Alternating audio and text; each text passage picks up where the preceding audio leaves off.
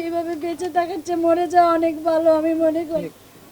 আমি আজকে বলতে আসছি, আজকের পরে আমি কোনোদিন বলতে আসুন না। আমি সিদ্ধান্ত নিয়েছি, 11 বছর বলছি, আর বলতে পারতেছি না। দিনের পর দিন সকাল থেকে গেলে স্যার আমরা বিকাল বাজে আমাদেরকে অ্যালাউ করেন না, বলে যে রানা প্লাজার শ্রমিকরা অনেক কোটি কোটি টাকা পাইছে। প্রধানমন্ত্রী তো বলে আমাদের এই যে সাধারণ জনগণ, ছাত্র, প্রশাসন সবাই যে 3 দিনকার করে হাজিরা দিল, ওই হাজিরার টাকাতে তো 127 কোটি টাকা আছে। সেই 27 কোটি টাকার মধ্যে 22 কোটি টাকার ভেতরে নিখোঁজ পরিবার যারা হাত কাটা পাও কাটা অঙ্গহানি তাদেরকে দিয়েছে।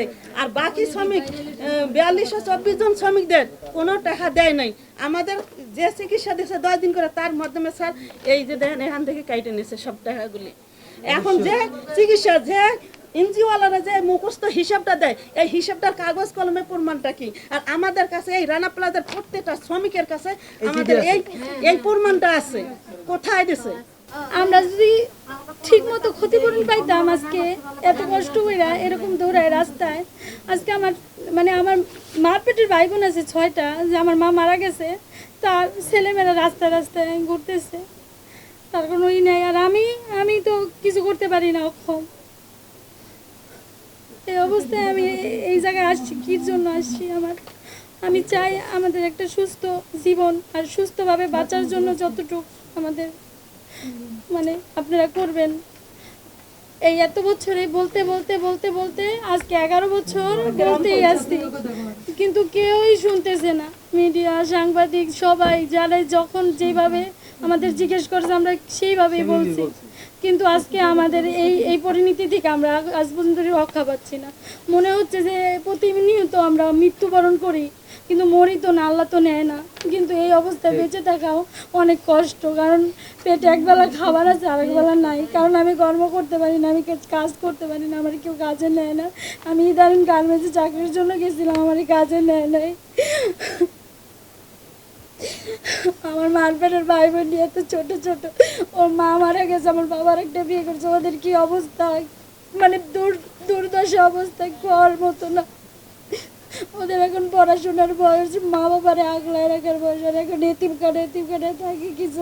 আর আমি এইভাবে থাকি, আমার একটা কাজ নেই, চাকরি নেই, পয়সা নেই, কিচ্ছু নেই।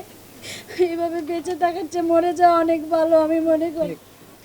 আমি আজকে বলতে আসছি, আজকের পরে আমি কোনোদিন বলতে আসুন না। আমি সিদ্ধান্ত নিয়েছি, 11 বছর বলছি, আর বলতে পারতেছি না। বলতে বলতে আমি খেলাতো, আজকে আমি এই যে অনেক মানুষ ঠেললাম, ভিতরে ঢুকছি অনেক কষ্ট করে আপনি করে বলতে জন্য, কিছুই পাই নাই বিনিময়, কষ্ট আর দুঃখ আর যন্ত্রণা আর সমাজের অবহেলা ছাড়া কিছুই পাই নাই। আমাদের রানা প্লাজার এই যে ক্ষতিগ্রস্ত ভাই বোনদের এই এমপি এনাম উনি যে বলছে সংবাদ সম্মেলন কইরা যে ৭০ লক্ষ কইরা টাকা অনুদান দিয়েছে, ক্ষতিপূরণ দিয়েছে, কিভাবে দিয়েছে, কোথায় দিয়েছে সেটার খোঁজ, আর না উনি নিজেই চুরি করছে সেটার আমরা এই খোঁজ আমরা চাই, আর তদন্ত চাই।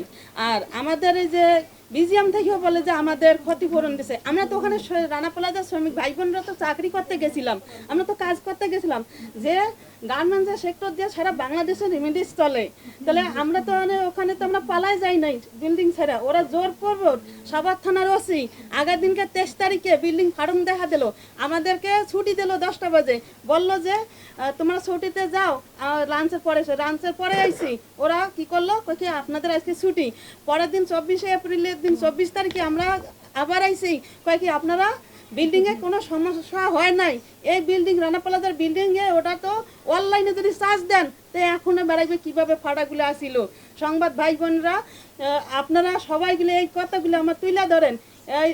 এই মনে করেন যে ওরা জোর পর্ব করেই এই রানা প্লাজার ভাই বোনগুলোকে ওখানে উঠাইছে, বলছে যে যদি তোরা ওখানে ডিউটি না করস তোদেরকে বেতন দেওয়া হবে না, বেতন বন্ধ।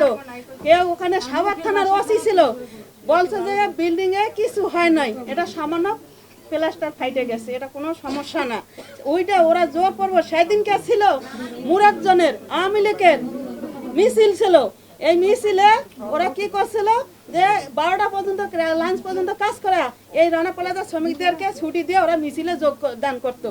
তারপরে 9টা 50 মিনিটে রানা প্লাজার দইসা যায় আর মানে 1 সেকেন্ডের মধ্যে ওরা ইয়া করে না, ছুটিও দেয় নাই, জোর পর্বত করে এই শ্রমিকদেরকে ওরা হত্যা করলো তার আর সুচিকিৎসা নাই, ক্ষতিপূরণ নাই। আমাদের দাবি 4টা: ক্ষতিপূরণ, সুচিকিৎসা, বিচার, পুনর্বাসন।